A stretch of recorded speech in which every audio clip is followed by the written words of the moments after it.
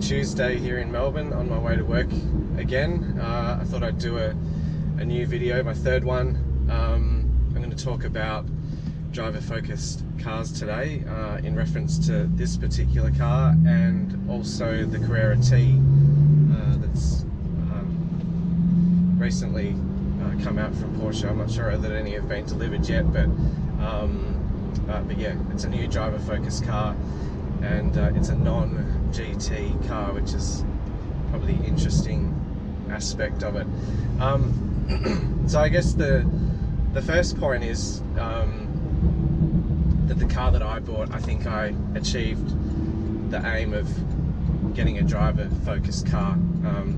It's arguable that every Porsche is, but this 911 Carrera in a base form, two-wheel drive, manual gearbox and a few other things, I think is the best version of a driver focused car that I could achieve at the time when I bought this car. There's obviously other options available to you if you're thinking second hand, but I was looking at a new car, and this was what I thought ticked those boxes. I think the interesting thing with the Carrera T is that it's actually very similar specs to what I have got with this car. It's got a few differences which I'll talk about shortly, but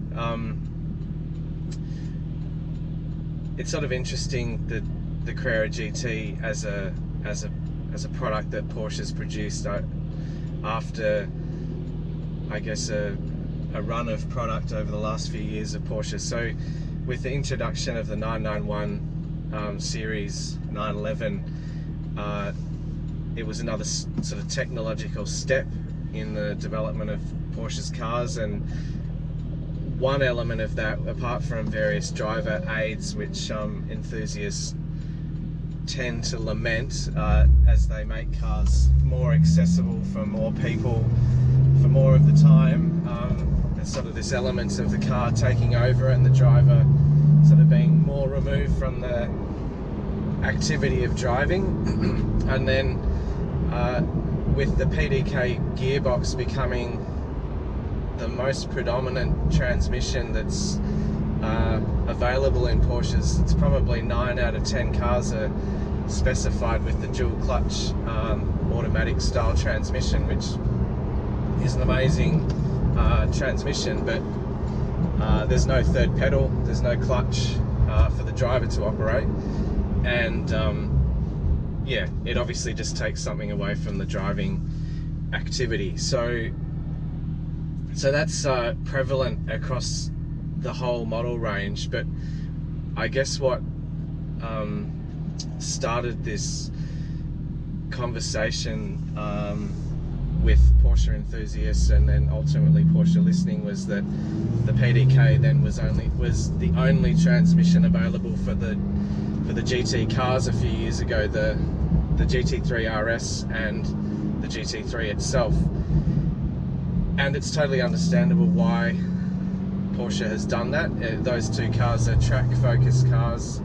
They're designed to achieve ultimate performance. They have to, they're part of the company and automotive industry's requirements for you know, emission standards and fuel economy. So the PDK sort of fits into that mix, but above all of that, it's a huge performance enhancing sort of element to the car, and it shifts so quickly, and it makes the car quicker all round. It's quicker than it's much quicker than a manual transmission. Automatics in the past used to sap something from the car in terms of power, and they also were creating a weight disadvantage as well. So but the PDK doesn't work in that way, and it just makes the car faster. So with that, with the first series 991 GT3, with the announcement that it would only be available in PDK, there was quite a lot of concern in the Porsche community about that there was no manual anymore for that car. And as it turns out, I think everyone agreed that the car works amazingly with the PDK. But there was still this question of manual transmission, and people were saying that they would love to be able to specify that option. So it's sort of interesting after that, in that that the PDK was all that was available, but then Porsche came out with a marquee special car called the 911R, which seemed to sort of answer that question of the enthusiasts of providing a top performing 911 with a manual gearbox, and it was giving away a little bit of performance, but it was focusing on driver engagement. And it was essentially a GT3 with 500 horsepower engine, a manual gearbox, and it eliminated all of the aerodynamic wings and spoilers that's typical of the GT3. So the car looks quite stealthy, even though it's got bold paintwork, and anyone who knows their cars will, you know, a 911R will jump out at them quickly. But I think for probably general public and people not necessarily that interested in cars, they wouldn't realise what it was. So it's essentially, so yeah, it didn't have a roll cage, and I think it had some styling that was a bit retro as well. It had houndstooth fabric in the inserts, and yeah, plenty of carbon fibre, plenty of technology, but also, you know, a driver-focused philosophy to the whole package. 911R though was a very limited production car. They only made 991 of them worldwide. They would have been all sold before they hit any showrooms. They were very expensive to start with. They're one of the top level models of the whole Porsche lineup, and then because of the limited edition nature, because it was manual, and Porsche was only creating GT cars with PDK gearboxes, the market, the second-hand and the speculative market went crazy with the 911R, and prices you know, quickly skyrocketed, and there were prices advertised for over $1 million, and so the car was, you know, deeply inaccessible. It was, you know, enthusiasts and people like myself, you know, we love the car, and the idea of the car more specifically, because it's not something I'm likely to ever get, and so yeah, that's sort of demonstrated that Porsche was listening. At very least, they were hearing what the enthusiast customer was asking for.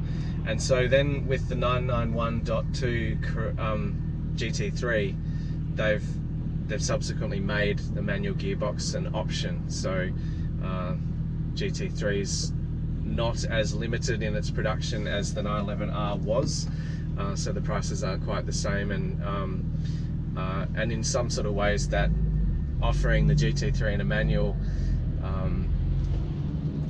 there might have been a tiny element of Porsche trying to address the speculative market of the 911R. I don't think Porsche themselves are necessarily that happy about cars being bought just to trade and to make for speculators to make money off of. That's just what happens. But you know, they're in the business of just selling cars and people enjoying them, and obviously some people were just buying them to capitalize on the market condition. So in some ways, with the GT3 being offered in a manual, that sort of slightly negates the specialness of the 911R, but then again, the 911R is just what it is, and I'm sure it'll retain its values and continue to rise in the future. But with those GT cars and the 911R in a manual, they're still pretty inaccessible cars. They are expensive. All Porsches are anyway. So when I talk about affordability and accessibility for people, for for purchase. It's all relative, because even a 911 Carrera, you'd be hard pressed to say it's an affordable car, but it is in the Porsche lineup the most cost effective of the 911s, which is what I've bought. So with this trend, I guess this trend, or this Porsche responding to the enthusiast wishes of driver-focused cars, they've recently brought out the Carrera T, and the T is a non-GT car. It's basically a base Carrera like this one, 370 horsepower, 450 newton meters of torque, turbocharged engine. Torque comes in low, about 1600 RPM,